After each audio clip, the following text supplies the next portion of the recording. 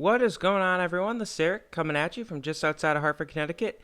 And today's video is going to be week 4 of the MLB season. We're going to do our quick little standings recap of it. So as you can see today, we're going to start with the AL East and work our way that way. So first things first, of course, we'll start with the East. And you can see on the top I have the AL East there, and you see New York Yankees are in first place with a 15-6 record. Tampa Bay Rays are in second, 14-9. Baltimore Orioles still hanging on to third place with a 12-9 record. Toronto Blue Jays kind of sliding a little bit at 7-11.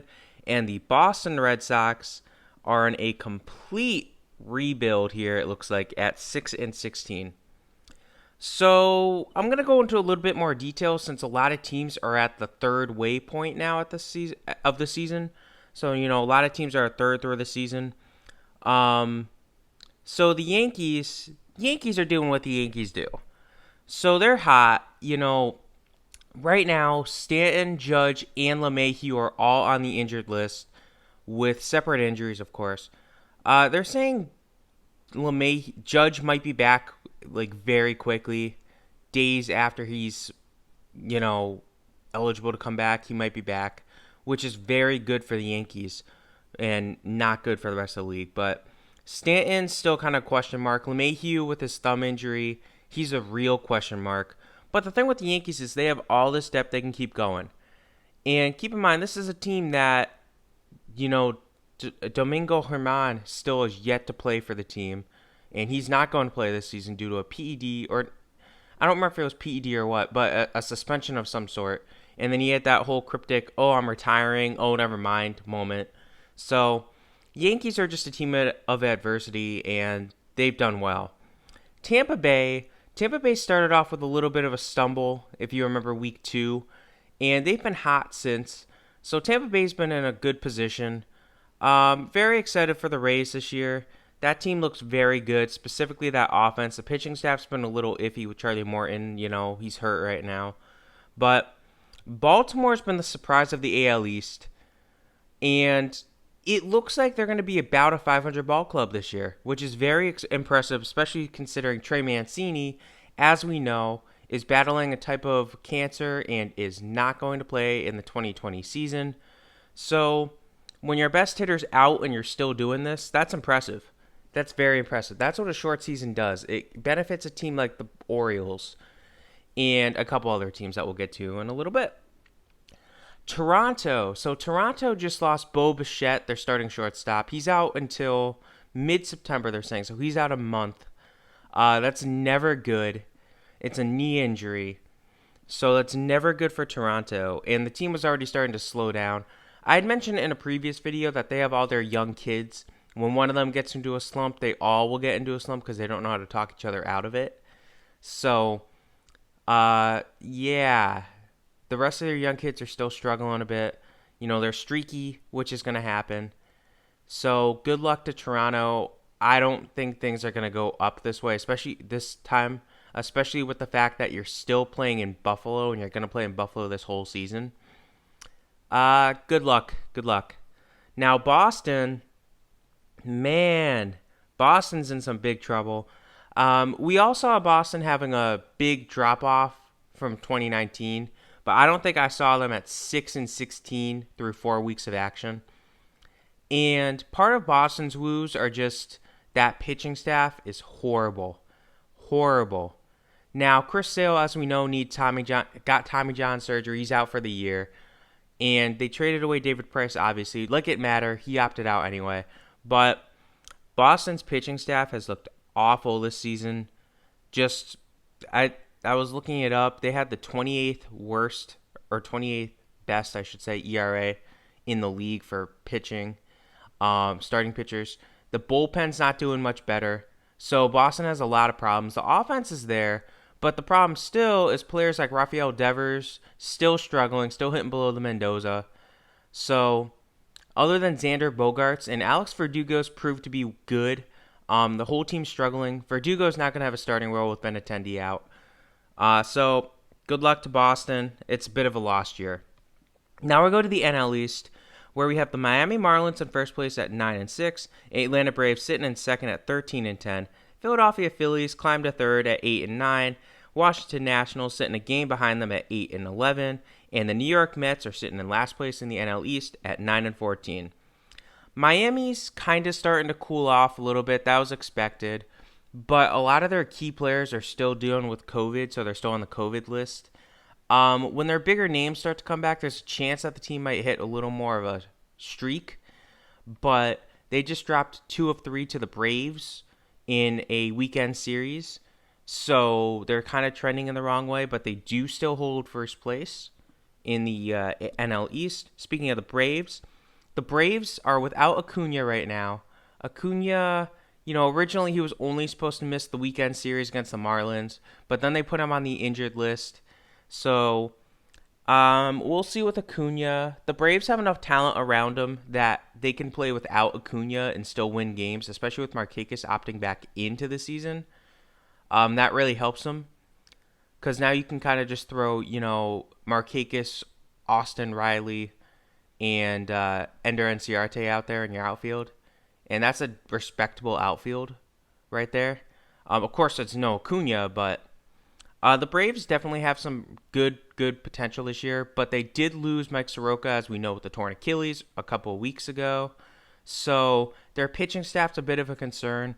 They will make a move at the trade deadline to get pitching. Guarantee it. The Phillies, man, I don't know what to say. Phillies go and get swept by the Baltimore Orioles and then retaliate by sweeping the Mets. So it is what it is. The Phillies need some help in the bullpen. That's been known. It's just the Phillies need help in the bullpen. And Rhys Hoskins is really struggling this year. He still has yet to hit a home run. It's just very concerning if you're a Phillies fan like myself. But on the bright side, Bryce Harper is kicking butt and nobody's talking about it. Harper's second in the league in the NL, at least in OPS. So you all hate some of you guys hate Bryce Harper. Harper's underrated right now. So I just want to put that out there. Aaron Nola's having a good season, which is good after his kind of rough season last year. And Zach Wheeler's looked solid for the Phillies. But Jake Arrieta, he's gone after this year. Thank goodness. And hopefully they get another good pitcher or two. But also to mention, also for the Phillies, top pitching prospect Spencer Howard made his debut, as well as top third baseman / first baseman Alec Bohm. Bohm's very first plate appearance, he turned into a somewhat weak double. But nevertheless, he got on base with a double.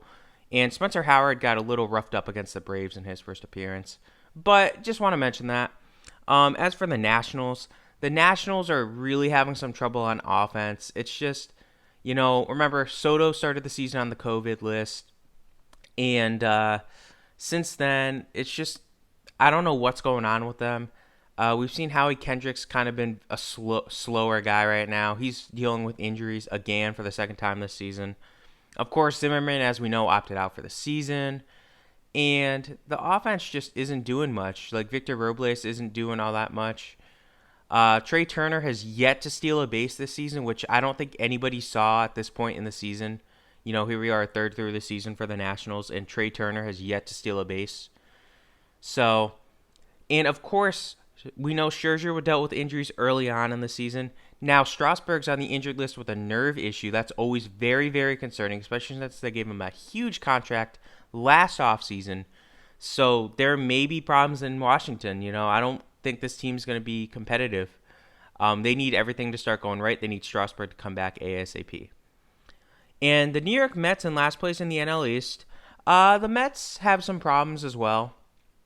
And Pete Alonso's not helping. Pete Alonso, I was listening to their series against the Phillies. I couldn't listen to every game, but he just was struggling. I don't think he got a single hit. I think he went 0 for 8 with 4 strikeouts or something like that. I think the announcer said yesterday because he was benched yesterday.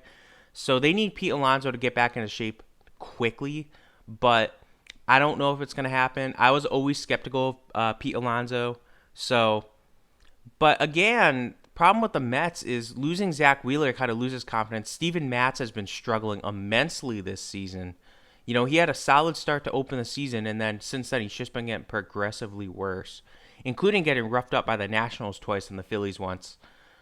Speaking of the Phillies, I should have mentioned JT Realmuto. Sign him now.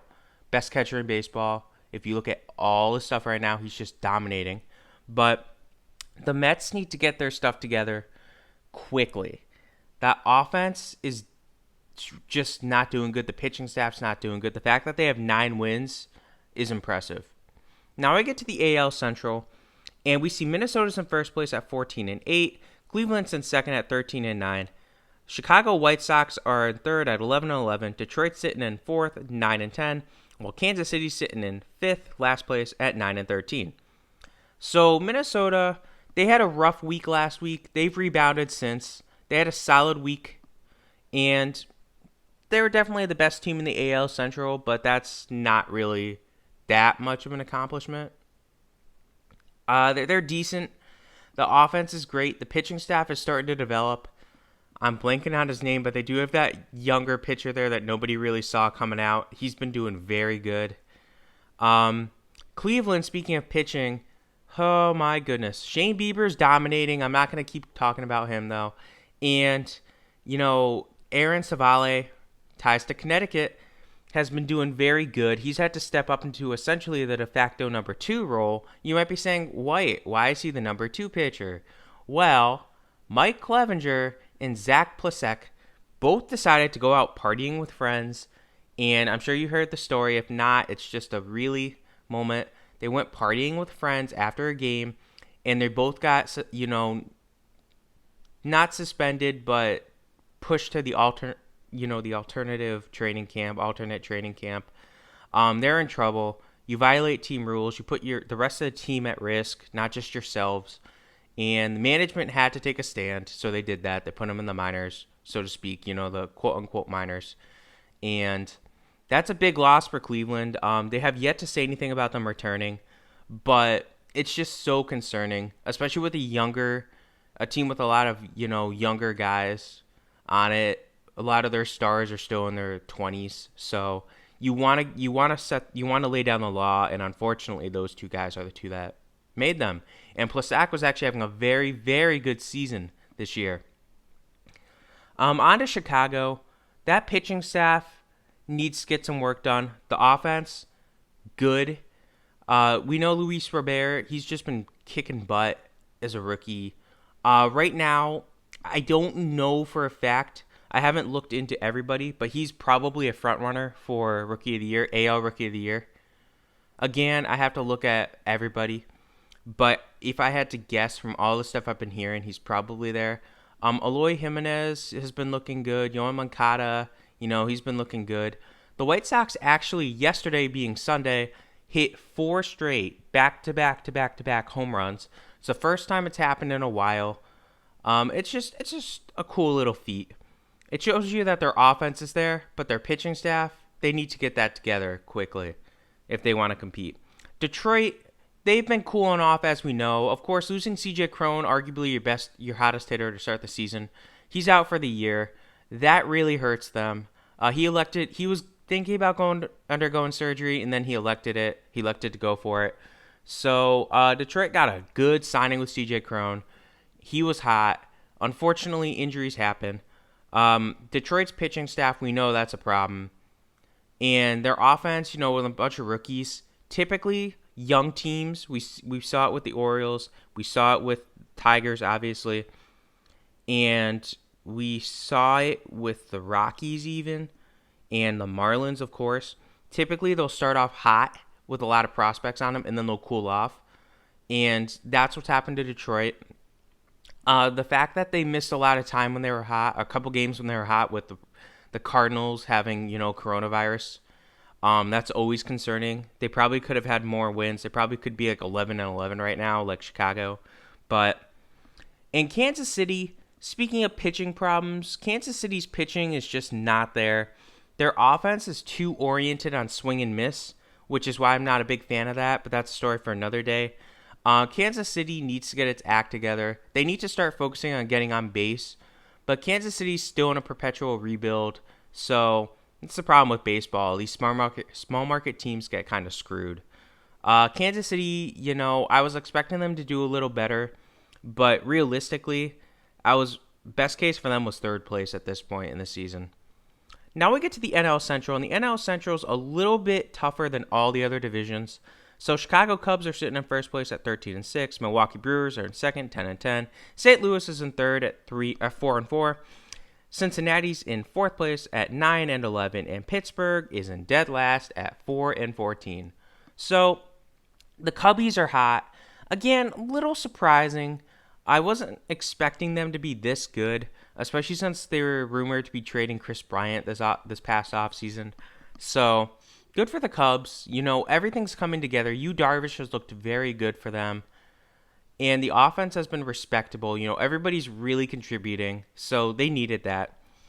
Milwaukee, now that Christian Yelich is back playing Christian Yelich style baseball, they're still in a good position. The pitching staff's been there. Not elite, but the pitching staff has been there. It is what it is with that.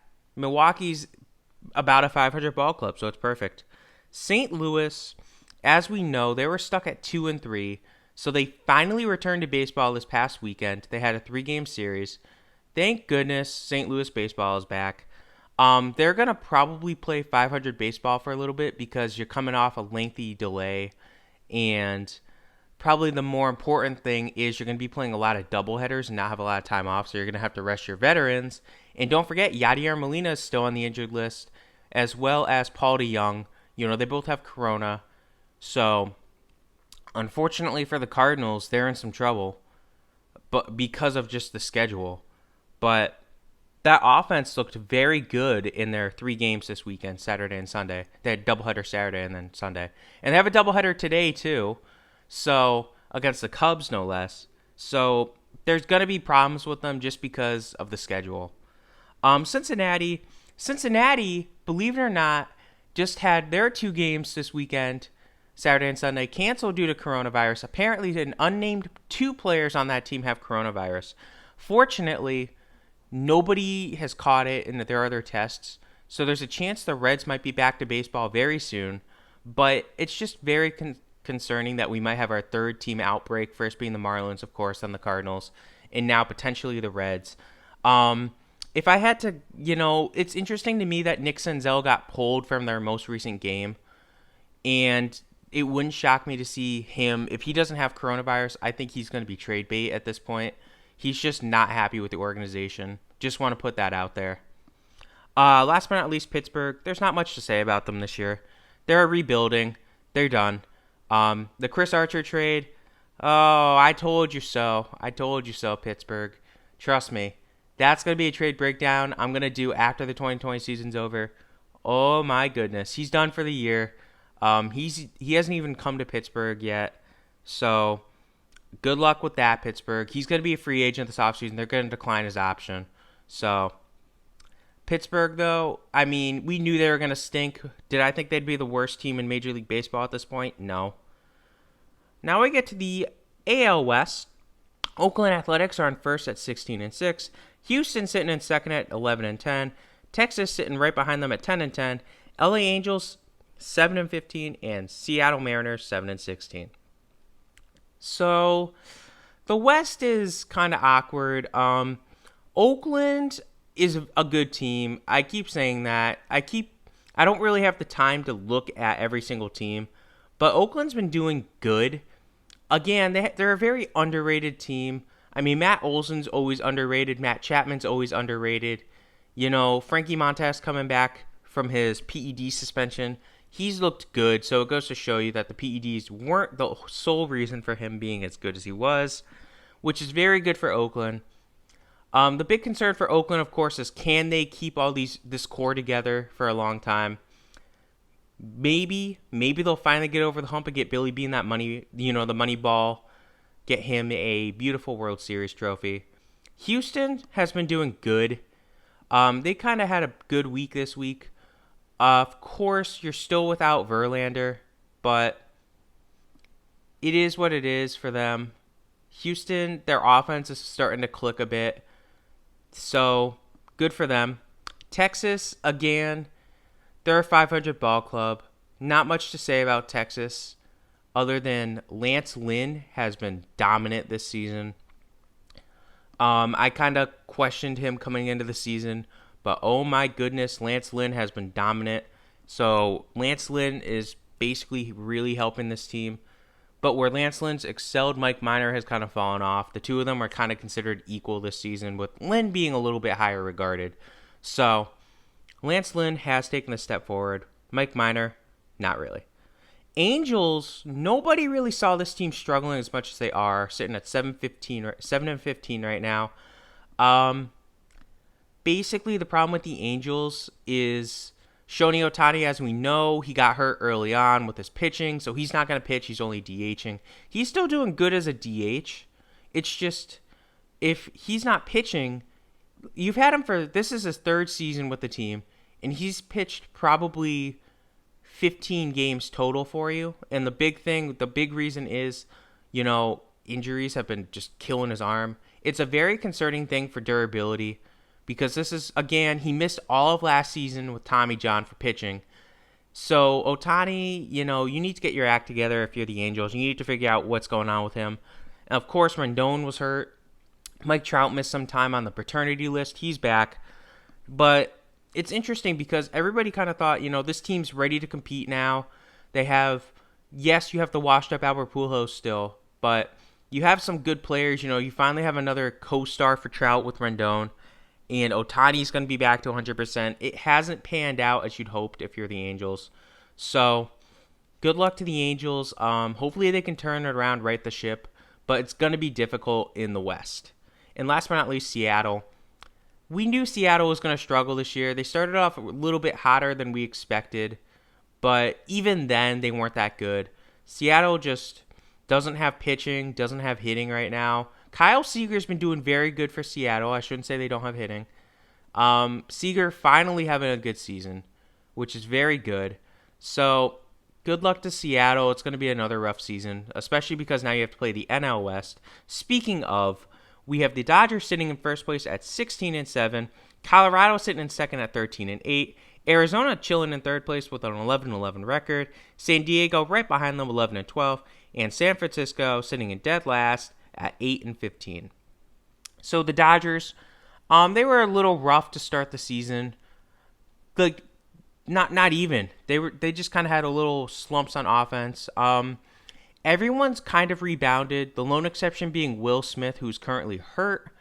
So it makes sense why he really hasn't hit a homer yet. I don't think he's hit a homer yet. The Dodgers really, as we know, they locked up Mookie Betts. I don't remember if this was the past week or the week before, but they did lock up Mookie Betts. I think it was like the week before. So at least that works out, because remember, he was expected to be a free agent, and there were a lot of rumblings of him returning to Boston. So good for LA. That team's looking good. They're probably NL favorites to win the NL. So we shall see on that. Colorado, they have cooled off a little bit since starting off red hot. They have a big week coming up. I know they're playing the Dodgers, and I think they're playing Oakland or Houston as well this week.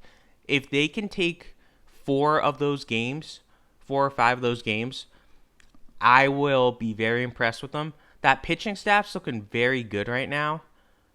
But, the pitching staff, the problem with playing in Colorado is those pitchers always start off hot and then they get cold. Maybe this year will be different. For Colorado. The offense is kind of cooling off. Arenado hasn't been his normal self. He's definitely still mad about the whole, we want to trade Nolan Arenado thing. So, Colorado, I think if this team had made a couple moves in free agency, they could be in a better spot. But remember, they basically sat on their hands in free agency. So, Arizona, I mentioned it in our last video. Madison Bumgarner got pulled from his Sunday start last week.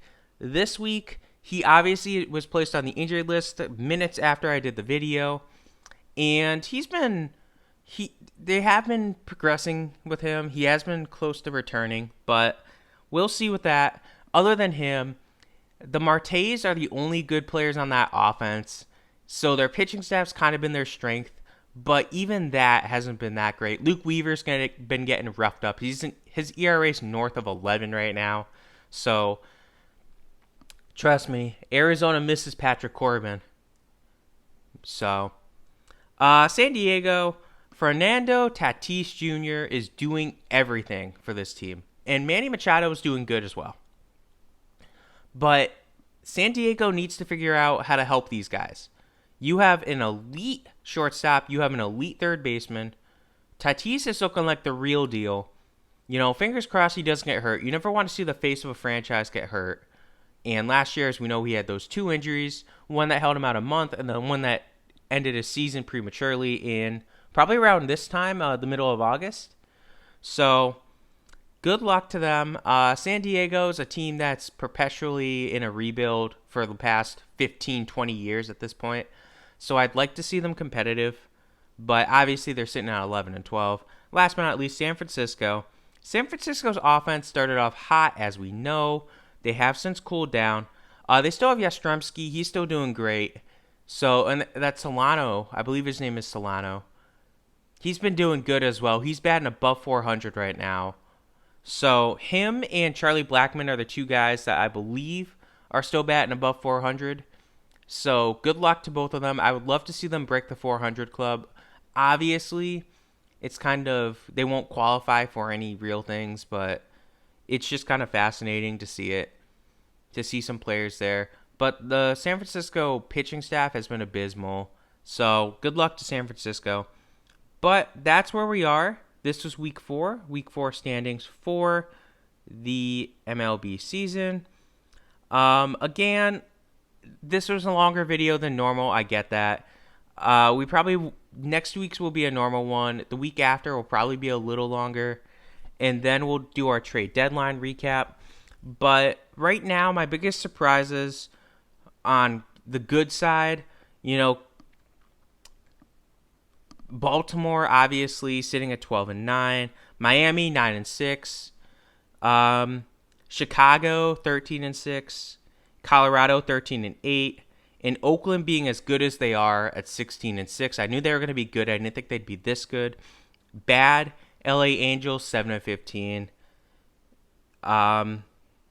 Cincinnati at 9 and 11, and Boston at 6 and 16, and of course the Nationals, defending champs, at 8 and 11. Yeah. So this is the season where we're at right now. So yeah, I hope you guys enjoyed this video. I know it was a longer one, but there's more to talk about. It's the third of the season in, so I just want to discuss those major injuries and go into more detail. Hope you guys have a good rest of your day. Have a good one.